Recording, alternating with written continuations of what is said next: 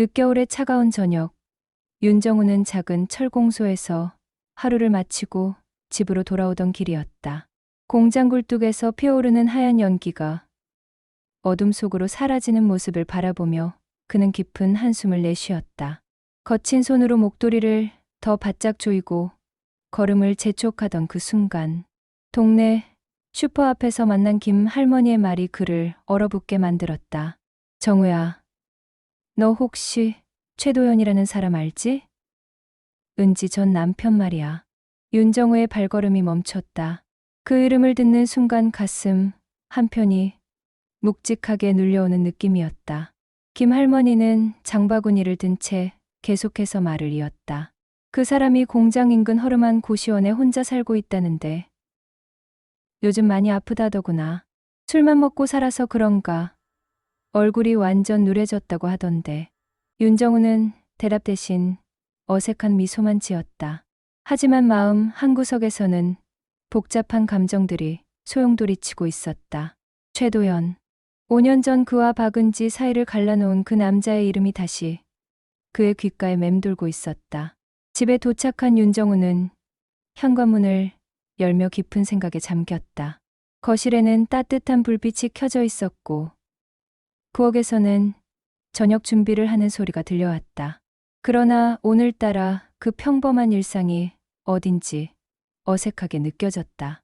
한편 도시 외곽의 작은 식당에서 박은지는 마지막 손님을 배웅하며 하루를 정리하고 있었다. 기름때가 묻은 앞치마를 벗으며 그녀는 피곤한 몸을 의자에 맡겼다. 15살이 된 아들 민호는 구석 테이블에서 숙제를 하고 있었다. 형광등, 불빛 아래서 연필을 굴리는 아이의 모습을 바라보며 은지는 마음이 짠해졌다. 민호야, 숙제 다 했어? 응. 거의 다 했어. 민호는 고개를 들지 않고 대답했다. 중학교에 올라가면서 점점 말수가 줄어드는 아들을 보며 은지는 자꾸만 미안한 마음이 들었다. 아이에게 아버지다운 아버지 하나 제대로 만들어주지 못한 것 같아서였다. 그때 식당 문이 열리며 단골 손님인 박 아저씨가 들어왔다. 평소보다 늦은 시간이었지만 은지는 반가운 마음으로 그를 맞이했다. 아저씨, 이렇게 늦게 어떻게 오셨어요? 아, 은지 씨, 오늘 야근하다 보니 이 시간이 됐네. 그런데 말이야.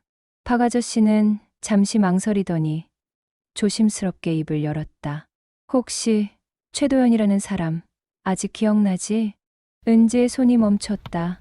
설거지를 하던 그릇이 싱크대에 부딪히며 작은 소리를 냈다. 민호가 고개를 들어 어머니를 바라봤지만 은지는 애써 평정을 유지하려 했다. 왜 갑자기 그 사람 얘기를? 아니, 그게 오늘 공장 앞을 지나가다가 보니까 그 사람이 고시원에 살고 있더라고. 그런데 상태가 영 좋지 않아 보여서. 박 아저씨는 고개를 저으며 말했다. 얼굴이 완전 누렇게 뜨고 걸음걸이도 휘청휘청하고 말이야. 술을 너무 많이 마신 건지. 은지는 더 이상 듣고 싶지 않다는 듯 손을 들었다. 아저씨, 그 사람 얘기는. 엄마, 민호가 갑자기 일어서며 말했다. 나 방에서 공부할게. 아이는 책가방을 챙겨 들고 계단을 올라갔다. 은지는 민호의 뒷모습을 바라보며 가슴이 답답해졌다. 아이에게는 아버지에 대한 기억이 상처로만 남아있다는 것을 그녀도 잘 알고 있었다.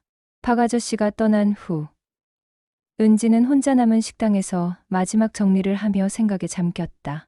최도연, 한때는 그렇게도 사랑했던 남자였다. 민호가 태어났을 때의 기쁨, 작은 아파트에서 함께 꿈꾸던 미래들. 하지만 그 모든 것이 빛과 술, 그리고 폭력 앞에서 산산조각 났다. 5년 전 그 끔찍했던 마지막 밤이 떠올랐다. 채권자들이 집 앞에서 고함을 지르고 도연은 술에 취해 벽에 주먹을 내리쳤다.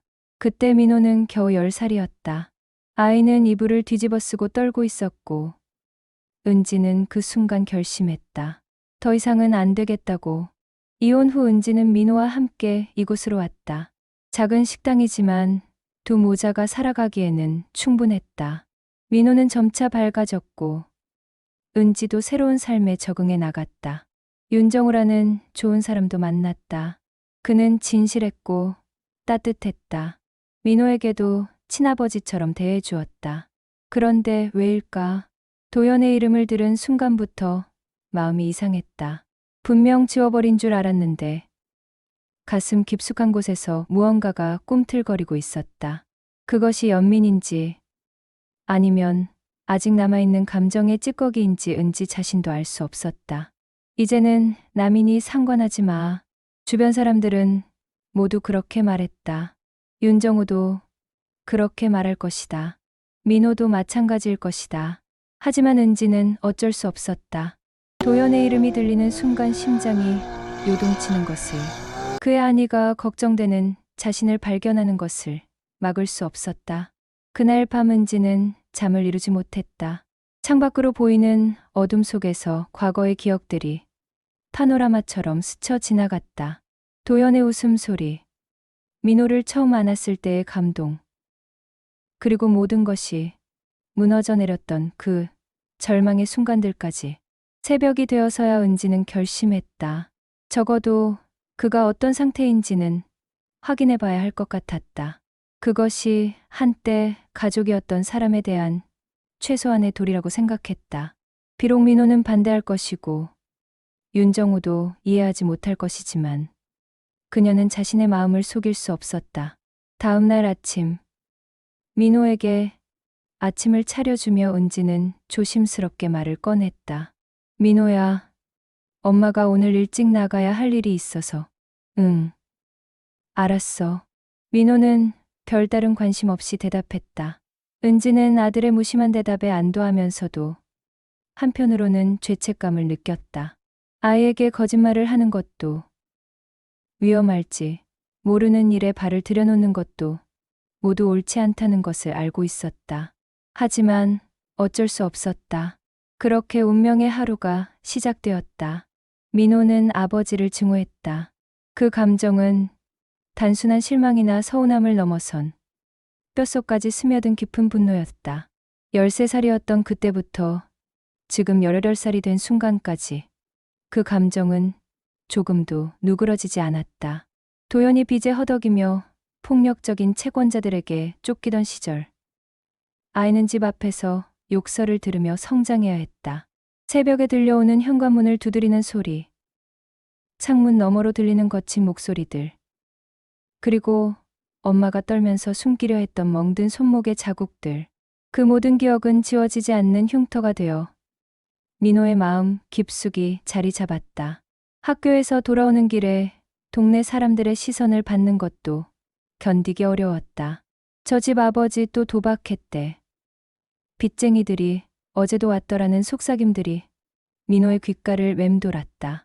친구들 앞에서는 아무렇지 않은 척했지만 집에 들어서는 순간 그는 작은 어른이 되어야 했다. 엄마를 위로하고 때로는 아버지의 술 냄새와 폭언으로부터 엄마를 지켜내야 하는 아이였다. 이혼 후 엄마와 단둘이 살게 된 지난 5년은 그에게 새로운 시작이었다. 비록 작은 식당에서 하루 종일 일하는 엄마를 보며 가슴이 아팠지만 적어도 밤에 현관문이 덜컥거리는 소리에 잠을 깰 필요는 없었다. 채권자들의 협박 전화도 아버지의 술주정도 사라졌다. 평온했다.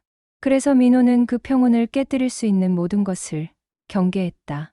엄마, 제발 그 사람 얘기 좀 하지 마. 우리는 겨우 살아났잖아. 민호의 목소리에는 절박함이 묻어 있었다. 그는 엄마가 가끔씩 먼 곳을 바라보며 무언가를 그리워하는 표정을 지을 때마다 불안했다. 아버지에 대한 미묘한 감정이 아직 남아있다는 것을 본능적으로 알고 있었기 때문이다. 그럴 때마다 민호는 더욱 단호해졌다. 자신이 엄마를 지켜야 한다고, 다시는 그 지옥 같은 나날로 돌아가서는 안 된다고 다짐했다. 하지만 은지는 갈등하고 있었다. 아들의 단호한 말 앞에서도 도연이 병들어 홀로 지낸다는 소식을 들은 후 마음의 평정을 찾을 수 없었다. 밤새 뒤척이며 생각했다. 정말 모든 것이 끝난 것일까? 한때 사랑했던 사람이 죽음 앞에서 홀로 있는데 그냥 외면하는 것이 옳은 일일까? 하지만 민호의 상처받은 눈빛을 떠올리면 죄책감이 밀려왔다. 아이를 또다시 고통스럽게 만들 수는 없었다. 며칠 동안 고민한 끝에 은지는 결심했다. 아이, 몰래 도연이 살고 있다는 고시원을 찾아가기로 한 것이다. 단 한 번만 그의 안부만 확인하고 돌아오겠다고 스스로에게 약속했다. 하지만 그 약속이 얼마나 무력한 것인지 그때는 알지 못했다. 어느 목요일 오후 민호가 학원에 간 사이 은지는 식당을 일찍 정리하고 길을 나섰다. 버스를 2번 갈아타고 도착한 공장지대는 을씨년스러웠다. 높다랗게 솟은 굴뚝들과 녹슨 철조망. 그 사이로 드문드문 서 있는 낡은 건물들이 황량한 풍경을 만들어내고 있었다. 도연이 이런 곳에서 살고 있다는 사실이 그녀의 가슴을 짓눌렀다. 낡은 고시원 건물 앞에 선 은지는 한참을 망설였다. 3층으로 올라가는 계단은 삐걱거렸고 복도는 곰팡이 냄새와 오래된 라면, 국물 냄새가 뒤섞여 있었다. 불빛조차 희미한 복도 끝에서 은지는 녹슨 철문 앞에 섰다. 작은 쪽지에 최도연이라고 적힌 이름표가 디스듬이 붙어 있었다. 그 이름을 보는 순간 은지의 심장은 격렬하게 뛰기 시작했다. 떨리는 손으로 문을 두드렸다. 1번, 2번. 안에서 들려온 것은 가쁜 숨소리와 거친 기침뿐이었다. 그 기침 소리에는 뭔가 심상치 않은 기운이 있었다. 마른 기침이 아니라 무언가 걸쭉한 것을 뱉어내려는 듯한 아픈 소리였다. 도연 씨? 은지가 조심스럽게 이름을 부르자 안에서 움직이는 소리가 들렸다. 느린 발걸음, 문고리를 돌리는 소리, 그리고 마침내 문이 열렸다. 그 순간 은지가 본 것은 상상했던 것보다 훨씬 처참한 모습이었다. 한때 그녀가 사랑했던 남자의 흔적을 찾기가 어려울 정도로 도연은 변해 있었다. 하지만 동시에 그의 눈 깊숙이 숨어있는 옛 모습을 발견하는 순간 은지는 자신의 마음이 다시 흔들리기 시작하는 것을 느꼈다. 이 선택이 옳은 것인지, 민호에게 어떻게 설명해야 할지, 앞으로 어떻게 될지 아무것도 확실하지 않았다. 다만 한 가지 분명한 것은 이 순간부터 그녀의 삶은 다시 한번 예측할 수 없는 방향으로 흘러가게 될 것이라는 점이었다. 문이 천천히 열렸다. 그 순간 은지는 숨이 멎는 듯한 충격을 받았다. 문 앞에 선 것이 정말 도연인지 의심스러울 정도였다. 한때 180cm의 건장한 체격으로 가족을 든든하게 지켜주던 남자의 모습은 온데간데 없었다. 머리카락은 기름기 없이 헝클어져 있었고 뺨은 깊숙이 움푹 꺼져 광대뼈가 도드라져 보였다. 눈가에는 깊은 주름이 패여 있었고 입술은 바짝 말라 갈라져 있었다. 왜 왔어? 도연의 목소리는 쉬어서 간신히 들릴 정도였다. 그의 눈빛에는 놀라움과 당황이 뒤섞여 있었지만 그 밑바탕에는 견딜 수 없는 부끄러움이 깔려 있었다. 자신의 초라한 모습을 전 아내에게 들키고 만 것에 대한 수치심이었다. 은지는 말문이 막혔다. 도연이 입고 있는 회색 운동복은 얼룩투성이었고 발목 위로 드러난 다리는 비정상적으로 가늘어져 있었다. 그의 손목과 목 부분에서는 뼈가 그대로 드러나 보일 정도로 살이 빠져 있었다. 이것이 불과 5년 전까지만 해도 밤늦게 일을 마치고 돌아와 민호를 어깨에 태워주던 그 남자의 모습이란 말인가. 도연아. 은지의 목소리는 떨렸다. 너 많이 아프구나. 도연은 고개를 돌렸다. 전 아내의 동정어린 시선을 차마 마주할 수 없었던 것이다. 그는 뒤로 물러서며 문을 닫으려 했지만 갑자기 격렬한 기침이 터져 나왔다. 손으로 입을 막았지만 기침은 멈추지 않았고 점점 더 거세졌다. 기침이 왜 이렇게 심해? 은지는 걱정스러운 표정으로 다가섰다. 병원에는 가봤어? 도연은 기침 사이사이로 대답했다. 괜찮아. 담배 너무 피워서 그래. 곧 나아질 거야. 하지만 그 순간 도연의 얼굴이 급격히 창백해졌다. 그는 벽에 기대며 숨을 헐떡였고 입가에서 뭔가 붉은 것이 흘러내렸다. 처음에는 침이라고 생각했던 은지는 그것이 피라는 것을 깨닫고 소스라치게 놀랐다. 도연아, 피를 토하고 있잖아. 은지가 다가가려 하자 도연은 손을 저으며 말했다. 아니야. 그냥 목이 좀 상한 거야. 들어가. 하지만 그의 말이 끝나기도 전에 더 많은 피가 쏟아져 나왔다. 도연은 중심을 잃고 휘청거리더니 그대로 바닥에 무릎을 꿇었다. 손으로 바닥을 짚으며 버티려 했지만 온몸이 떨리고 있었다. 안 돼. 이러면 안 돼. 은지는 급히 휴대폰을 꺼내 119에 신고했다. 여보세요? 구급차 좀 보내주세요. 환자가 피를 토하고 쓰러졌어요. 신고를 마친 은지는 도연 곁에 무릎을 꿇고 앉았다. 도연은 의식은 있었지만 숨쉬기조차 힘들어하고 있었다. 그의 이마에는 식은땀이 송글송글 맺혀 있었고 입술은 더욱 파래져 있었다. 조금만 참아. 곧 구급차 올 거야. 은지는 도연의 등을 가볍게 어루만지며 말했다. 괜찮을 거야. 괜찮아질 거야. 도연은 고개를 들어 은지를 바라봤다. 그의 눈에는 고통뿐만 아니라 깊은 회한이 서려 있었다. 미안해. 은지야. 이런 모습 보여서. 지금 그런 얘기할 때가 아니야. 힘 빼지 말고 버텨. 은지의 목소리에는 옛날의 단호함이 되살아나고 있었다. 위급한 상황에서 그녀가 보여주었던 강인한 말이다. 구급차가 도착하기까지의 10분이 영원처럼 느껴졌다. 그 사이 도연은 몇 번 더 피를 토했고 의식도 흐려지기 시작했다. 구급대원들이 도착했을 때 도연은 거의 의식을 잃은 상태였다. 환자분과 어떤 관계세요? 구급대원이 물었다. 은지는 잠시 망설였다. 전 남편이에요. 병원에 도착한 후 응급실에서의 기다림은 더욱 길고 고통스러웠다. 의사는 여러 검사를 실시한 후 심각한 표정으로 은지를 찾았다. 환자분의 상태가 상당히 심각합니다. 의사는 엑스레이 사진을 보여주며 설명했다. 폐결핵이 상당히 진행된 상태고요. 간 수치도 정상의 10배가 넘습니다. 장기간 음주와 흡연, 그리고 영양실조가 겹친 것 같습니다. 은지는 충격을 받았다. 그럼 얼마나 심각한 건가요? 지금이라도 금주금연하고 적절한 치료를 받으면 회복 가능성은 있습니다. 하지만 현재 생활 환경을 보면 의사는 걱정스러운 표정을 지었다. 결핵은 전염성이 있기 때문에 격리 치료가 필요하고 간 치료를 위해서는 최소 6개월 이상의 집중 관리가 필요합니다.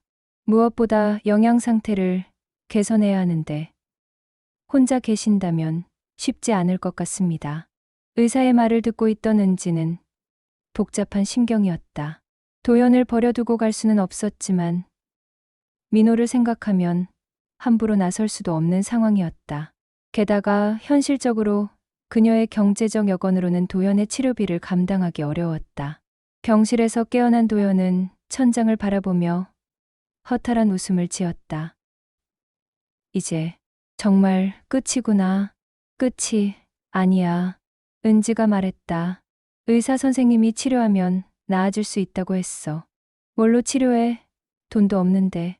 도연의 목소리에는 체념이 깔려 있었다. 은지야, 그냥 가. 너까지 힘들게 할 순 없어. 하지만 은지는 자리를 떠나지 않았다. 그녀는 도연의 메마른 손을 바라보며 생각에 잠겼다. 이 남자와의 추억들이 파노라마처럼 스쳐 지나갔다. 행복했던 시절, 민호가 태어났을 때의 기쁨. 그리고 모든 것이 무너져 내렸던 그 절망적인 순간들까지. 도연아, 은지가 조용히 말했다. 나도 모르겠어. 어떻게 해야 할지. 하지만 이렇게 죽을 순 없잖아. 민호한테도 미안하고. 도연은 고개를 돌려 은지를 바라봤다. 그의 눈에 눈물이 고였다.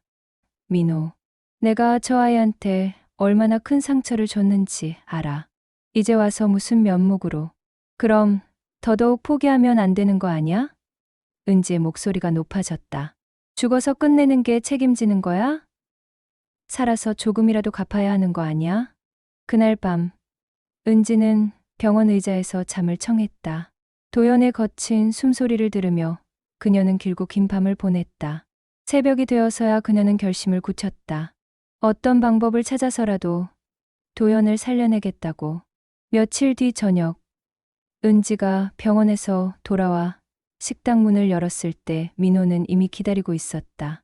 평소보다 일찍 학원에서 돌아온 그의 얼굴에는 분노와 실망이 뒤섞여 있었다. 엄마. 민호의 목소리는 차갑게 가라앉아 있었다. 그 사람 병원에 다니신다면서요? 은지는 순간 말문이 막혔다. 아이가 어떻게 알았을까? 아마도 동네 사람들이 수군거리는 소리를 들었을 것이다. 이 좁은 동네에서 비밀이란 존재하지 않았다. 민호야, 얘기를 들어봐. 무슨 얘기요? 민호의 목소리가 떨렸다. 그 사람 때문에 우리가 어떤 지옥을 겪었는데 또 그 곁에 있어요? 엄마가 매일 밤 울던 거. 내가 모르는 줄 알았어요? 은지의 가슴이 저릿했다. 아이는 모든 걸 기억하고 있었다.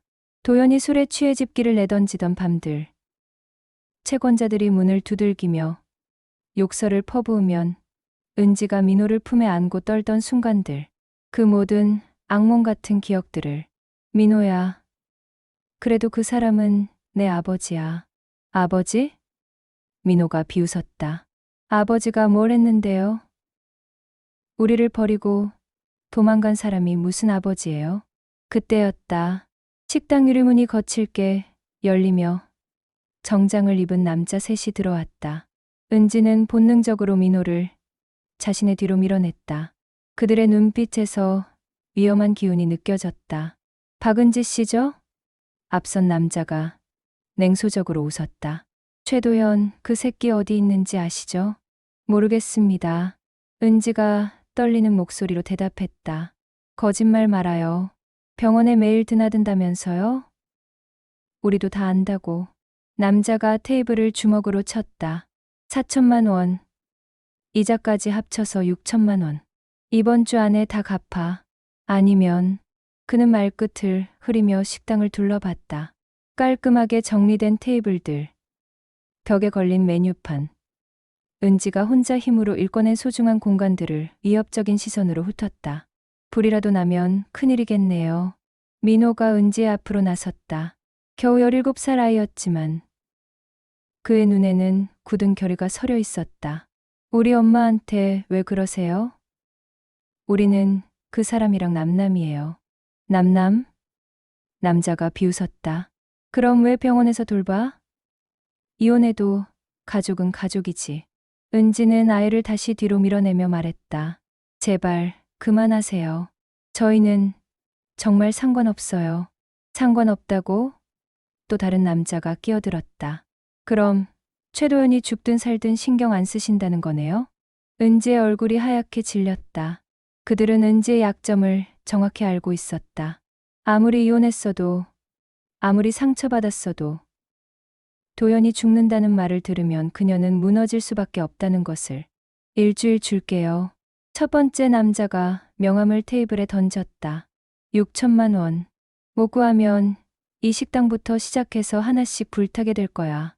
그들이 나간 후 식당은 죽음 같은 정적에 휩싸였다. 민호는 떨리는 손으로 엎어진 의자를 일으켜 세우며 중얼거렸다. 결국 이런 거였어요. 그 사람은 우리를 절대 놔두지 않아요. 은지는 바닥에 떨어진 명함을 주워들었다. 손가락 끝이 차가웠다. 6천만 원. 식당을 팔아도 모든 걸 정리해도 만들 수 없는 큰 돈이었다. 엄마, 우리 이사 가요. 민호의 목소리가 간절했다. 멀리 가서 다시 시작해요. 그 사람 때문에 또 우리가 무너질 순 없어요. 은지는 아이를 바라봤다. 민호의 눈에는 5해 전의 두려움이 고스란히 살아있었다. 밤마다 악몽에 시달리던 아이. 친구들 앞에서 아버지 얘기가 나올 때마다 고개를 숙이던 아이. 그런 민호를 또다시 그 지옥으로 끌어들일 수는 없었다. 하지만 동시에 병원 침대에 홀로 누워있던 도연의 모습도 떠올랐다.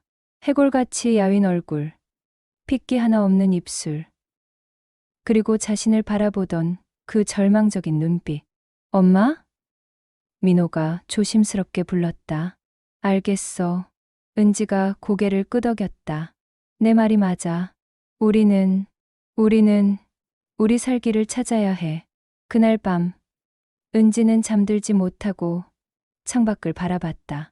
멀리 공장 굴뚝에서 나오는 하얀 연기가 차가운 밤하늘로 사라져갔다. 마치 자신의 마음속 복잡한 감정들처럼. 다음 날 아침, 은지는 병원에 가지 않았다. 대신 부동산에 들러 식당 매매에 대해 문의했다. 중개사는 요즘 경기가 안 좋아서 시간이 걸릴 것이라고 했지만 은지에게는 시간이 없었다. 일주일이라는 시한폭탄이 똑딱거리고 있었다. 그런데 이틀째 되던 날, 도연에게서 전화가 왔다. 은지야, 왜 안 와? 나 혼자 있으니까 무서워. 전화기 너머로 들려오는 그의 목소리는 약하고 떨리고 있었다. 은지는 눈을 감았다. 도연 씨, 우리 이제 정말 끝이에요. 뭔 소리야? 갑자기 왜 그래? 그 사람들이 다시 왔어요. 식당까지 위협하고 민호가 너무 무서워해요. 전화기 저편이 조용해졌다. 한참 후 도연의 목소리가 들렸다. 미안해. 내가 또 너희들을 힘들게 했구나. 이제 그만해요. 제발. 은지야. 도연의 목소리가 더욱 떨렸다. 마지막으로 한 번만 봐줘. 내가 할 말이 있어. 은지는 망설였다. 하지만 결국 단 한 번만이라고 말하며 전화를 끊었다. 그날 오후 은지는 민호에게 거짓말을 했다. 장을 보러 간다고 했지만 실제로는 병원으로 향했다. 도연은 창가에 앉아 있었다. 며칠 사이에 더욱 여인, 그의 모습을 보자 은지의 가슴이 아팠다. 은지야, 와줘서 고마워. 할 말만 하고 가요. 도연은 주머니에서 구겨진 종이를 꺼냈다. 그것은 보험 증서였다. 이거 내 생명보험이야. 수익자가 아직 너로 되어 있어. 은지는 놀라며 종이를 받아들었다. 이게 뭐예요? 내가 죽으면 7천만 원이 나와. 빚도 갚고 민호 대학 등록금도 해결돼. 무슨 소리예요? 은지의 목소리가 떨렸다. 난 이미 끝난 인간이야. 간도 망가지고 폐도 망가지고. 의사가 그러던데 이대로 가면 6개월도 못 산대. 그래도 그런 말 하면 안 돼요. 은지야. 도연이 그녀의 손을 잡았다. 내가 살아있는 한 너희들은 편할 날이 없어. 내가 사라져야 너희가 평화롭게 살 수 있어. 은지는 손을 뿌리쳤다. 정신 차려요. 민호가 그런 식으로 아버지를 잃는다고 생각해봤어요? 민호는 날 증오하잖아. 그래도 당신은 민호 아버지예요. 은지가 소리쳤다. 당신이 죽으면 그 아이는 평생 죄책감에 시달릴 거예요. 도연의 눈에 눈물이 맺혔다. 그럼 어떻게 해? 난 정말 모르겠어. 은지야. 은지는 깊게 숨을 쉬었다. 그리고 결심했다. 살아요. 일단 살아남아요. 방법이 있을 거예요. 병원을 나서면서 은지는 자신도 모르게 결심을 굳히고 있었다. 도연을 살려야 했다. 민호를 지켜야 했다. 그리고 이 모든 악순환을 끊어야 했다. 채권자들이 준 일주일의 시간은 이제 사흘밖에 남지 않았다. 하지만 은지는 포기하지 않기로 했다. 사랑하는 사람들을 지키기 위해서라면 그녀는 어떤 일이든 할 수 있었다. 그날 밤 은지는 법률상담소 전화번호를 찾아 메모해 두었다. 싸움은 이제 시작이었다. 은지는 병원 복도를 오가며 며칠 동안 고민에 잠겼다. 도연의 상태는 안정되었지만 퇴원 후의 현실이 더 막막했다. 채권자들의 위협은 계속되었고 그의 빚은 눈덩이처럼 불어나고 있었다. 간병비며 치료비까지 더해져 은지의 작은 식당 수익으로는 감당하기 어려운 상황이 되어버렸다. 이렇게 가다간 우리 모두 무너져요. 민호가 학교에서 돌아온 후 냉정하게 말했다. 엄마가 그 사람 때문에 우리 생활까지 망치려고 해요? 은지는 아들의 말에 가슴이 찢어질 것 같았다. 하지만 도연을 그대로 둘 수도 없었다. 그녀는 밤새 인터넷을 뒤지며 개인회생 제도에 대해 알아봤다. 법률상담소 홈페이지에 무료 상담 신청서를 작성하면서도 손이 떨렸다. 다음날 오전, 은지는 시내에 있는 법률상담소를 찾았다. 중년의 변호사는 그녀의 상황을 들은 후 신중하게 말했다. 개인회생 절차는 가능합니다. 하지만 조건이 있어요. 채무자가 정기적인 수입을 증명해야 하고 최소 3년간 성실하게 변제 계획을 이행해야 합니다. 그럼 도연이가 일을 해야 한다는 뜻이죠? 맞습니다. 아무리 적은 금액이라도 꾸준한 수입이 있어야 법원에서 승인해 줍니다. 은지는 한숨을 내쉬었다. 도연의 현재 건강 상태로는 제대로 된 일자리를 구하기가 쉽지 않을 것 같았다. 하지만 다른 방법은 없었다. 병원으로 돌아가는 길에 은지는 편의점 앞에서 구인 광고를 발견했다. 야간 근무자 모집 경력 무관. 성실한 분이라는 문구가 눈에 들어왔다. 그녀는 사장에게 물어봤다. 몸이 좀 안 좋아도 할 수 있는 일인가요? 야간이라 손님이 많지 않으니까 크게 힘든 일은 없어요. 그런데 정말 성실해야 해요. 무단결근 한 번이라도 하면 바로 해고해요. 은지는 고개를 끄덕였다. 이것이 도연에게는 마지막 기회일지도 모른다는 생각이 들었다. 병원에 도착한 은지는 도연의 침대 옆에 앉아 조심스럽게 말을 꺼냈다. 도연아, 우리 이야기 좀 해. 도연은 창밖을 보던 시선을 은지에게 돌렸다. 그의 눈빛은 여전히 절망으로 가득했다. 개인회생이라는 게 있어. 빚을 줄일 수 있는 방법이야. 은지가 법률상담소에서 받은 자료를 펼쳐 보이며 설명했다. 하지만 조건이 있어. 당신이 다시 일을 시작해야 해. 도연은 자조적으로 웃었다. 이 몸으로 누가 써주겠어. 그리고 설령 일을 한다고 해도 하루 벌어서 하루 먹기도 힘들 텐데.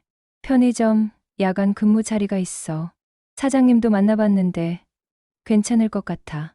은지의 목소리는 간절했다. 당신이 무너진 건 알지만 아직 끝난 게 아니야. 살아야 해. 민호에게도. 민호? 도연의 표정이 어두워졌다. 그 아이한테는 나 같은 아버지가 없는 게 나아. 그렇지 않아. 은지가 단호하게 말했다. 민호는 아직 어려. 아버지에 대한 기억이 나쁜 것뿐이야. 당신이 변한다면 그 아이도 변한다고? 도연이 비웃었다. 나 같은 인간이 변할 수 있을 것 같아? 은지는 도연의 손을 잡았다. 할 수 있어. 우리가 함께하면 할 수 있어. 그 순간 도연의 눈에 눈물이 맺혔다. 오랫동안 마음 깊이 숨겨두었던 감정이 터져나오는 것 같았다. 그는 고개를 떨어뜨리며 흐느꼈다. 미안해. 정말 미안해. 은지야. 너와 민호한테 이런 고생을. 이제 그만해. 앞으로 어떻게 할지만 생각하자. 다음 주. 도연은 태원과 함께 편의점 면접을 봤다. 사장은 그의 창백한 얼굴과 마른 체격을 보며 걱정스러워했지만 은지의 간곡한 부탁에 일주일 시험 근무 기회를 줬다. 편의점 야간 근무는 생각보다 힘들었다.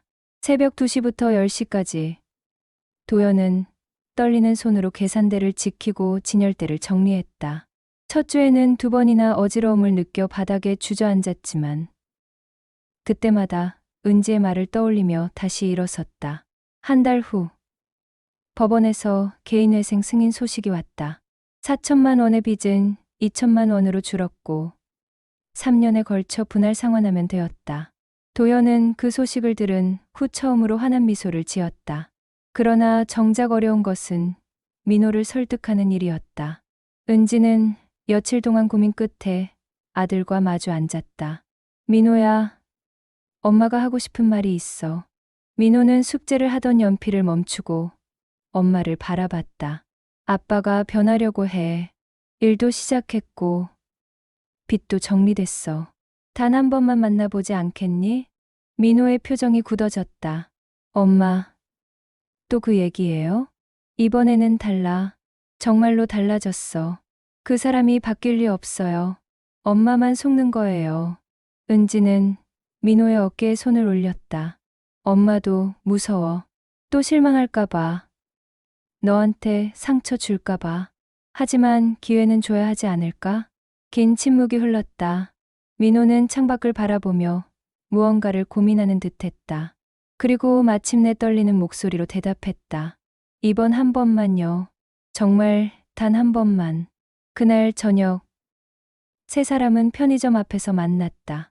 도연은 근무복을 입고 있었고, 여전히 수척한 얼굴이었지만, 예전의 절망적인 표정은 사라져 있었다.